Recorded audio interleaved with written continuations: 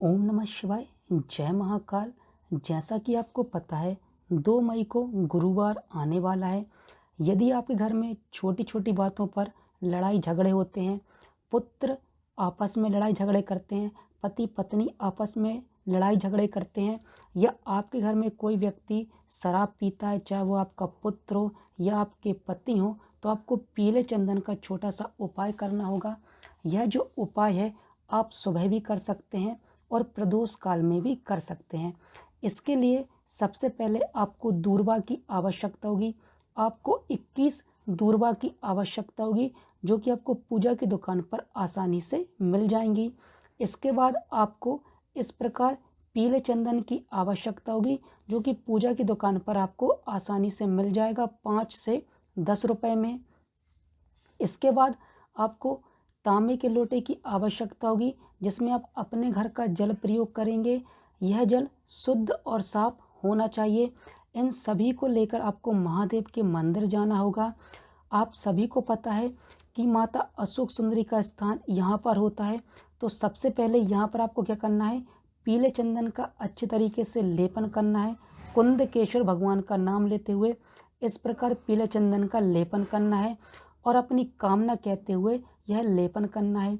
इसके बाद आपके पास क्या होंगे, कुछ चावल के दाने भी होंगे।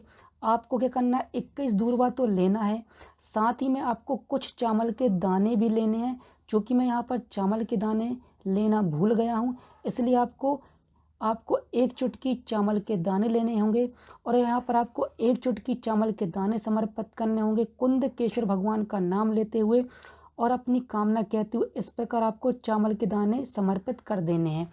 अब आपने चावल के दाने समर्पित कर दिए। अब आपके पास 21 दूर्वा होगी। अपनी कामना कहते हुए और कुंदकेश्वर भगवान का नाम लेते हुए माता अशोक सुंदरी के स्थान पर आपको इस प्रकार 21 दूर्वा भी समर्पित कर देनी है अपनी कामना कहते हुए। अब आपके पास 1 लोटा शुद्ध जल होगा। अपनी कामना कहते हुए और कुंदकेश्वर भगवान का नाम लेते हुए आपको यह जल महादेव के ऊपर समर्पित कर देना है। यह जल महादेव से होता हुआ जलाधारी से नीचे आएगा।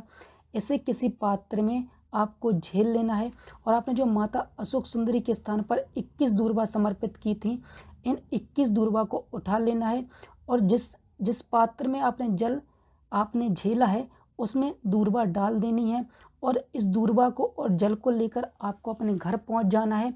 और आपके घर में जितने भी कमरे हैं उन सभी कमरों में आपको कुंदकेश्वर भगवान का नाम लेते हुए सिंचन करना है और अपनी कामना कह देना है। इसके बाद कटोरी में कुछ जल बचेगा, तो इस कटोरी में जो भी जल बचेगा और जो भी 21 दूर्वा बचेंगी आप किसी पेड़ में वह समर्पित कर दीजिएगा। यकीन मानिए, जब आप यह उपाय करेंगे वह व्यक्ति शराब पीना छोड़ देगा। साथ ही आपके घर में जो छोटी छोटी बातों पर लड़ाई झगड़े होते थे वह भी समाप्त हो जाएंगे। यह जो उपाय है पूज्य गुरु जी ने अपनी कथा के दौरान बताया था। ओम नमः शिवाय। जय महाकाल। श्री शिवाय नमस्तुभ्यम।